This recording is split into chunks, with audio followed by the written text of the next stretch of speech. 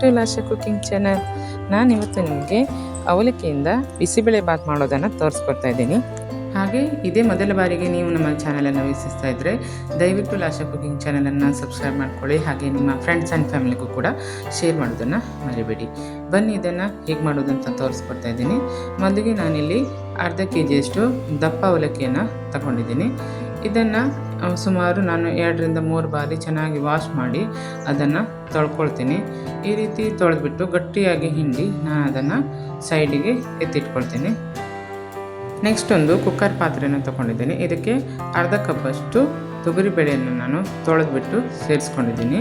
Next ಅದಕ್ಕೆ ಒಂದು ಕ್ಯಾರೆಟನ್ನು ಕೂಡ ಕಟ್ ಮಾಡಿ ಸೇರಿಸಿದ್ದೀನಿ. ಹಾಗೆ ಒಂದು ಪೊಟೊಟೊವನ್ನು ಕೂಡ ಕಟ್ ಮಾಡಿ ಸೇರಿಸಿದ್ದೀನಿ. ಹಾಗೆ ಒಂದು ಹಸಿಮೆಣಸು. ನೀವು ಇಲ್ಲಿ ಯಾವುದೇ ರೀತಿಯ ತರಕಾರಿಗಳನ್ನು ಆ್ಯಡ್ ಮಾಡ್ಕೊಳ್ಬೋದು. ನೆಕ್ಸ್ಟು 1/2 ಕಪ್ಪಷ್ಟು ನಾನು ಹಸಿರು ಬಟಾಣಿಯನ್ನು ಕೂಡ ಸೇರಿಸಿದ್ದೀನಿ.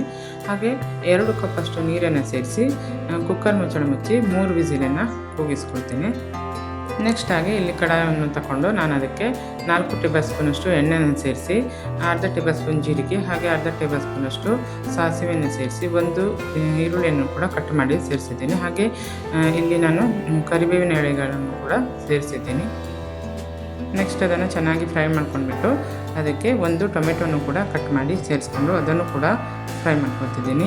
ಈ ರೀತಿ ಫ್ರೈ ಆದ ನಂತರ ಚಿಕ್ಕದಾಗಿ ಕಟ್ ಮಾಡಿರುವಂತಹ ಶುಂಠಿಯನ್ನು ಕೂಡ ಸೇರಿಸಿದ್ದೀನಿ. ಹಾಗೆ 4ರಿಂದ 5 ಗೋಡಂಬಿ ಮತ್ತು ಬಾದಾಮಿಯನ್ನು ಕೂಡ ಸೇರಿಸಿದ್ದೀನಿ.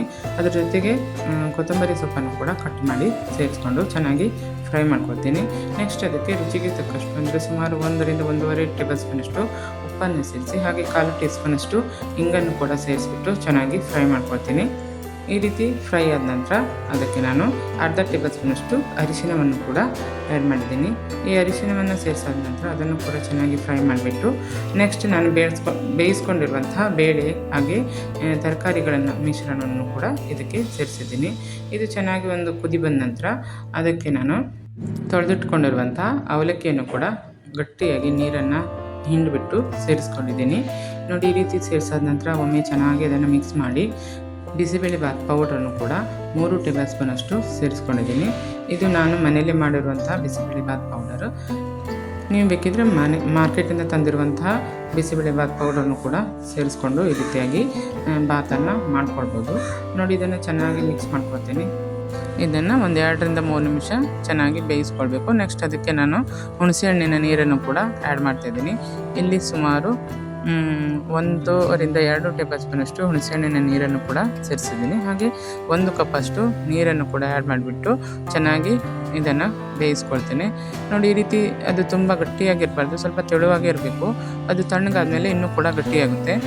ಅದಕ್ಕೆ ನೋಡಿ, ಈ ರೀತಿಯಾಗಿ ಸ್ವಲ್ಪ 1 ಕಪ್ಪಷ್ಟು ನೀರನ್ನು ಸೇರಿಸ್ಬಿಟ್ಟು ಚೆನ್ನಾಗಿ ಕುದಿಸ್ಕೊಳ್ಬೇಕು.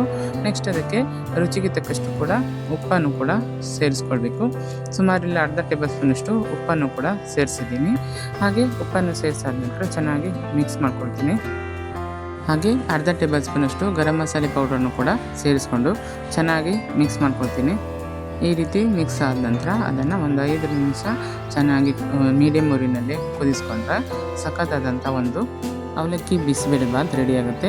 ಈ ರೆಸಿಪಿ ಇಷ್ಟವಾದರೆ ನೀವು ಕೂಡ ಮನೆಯಲ್ಲೊಮ್ಮೆ ಟ್ರೈ ಮಾಡಿ ಅಂತ ಹೇಳ್ತಾ, ನಮ್ಮ ವಿಡಿಯೋ ಇಷ್ಟವಾದರೆ ಲೈಕ್ ಮಾಡೋದನ್ನು ಕೂಡ ಮರಿಬೇಡಿ.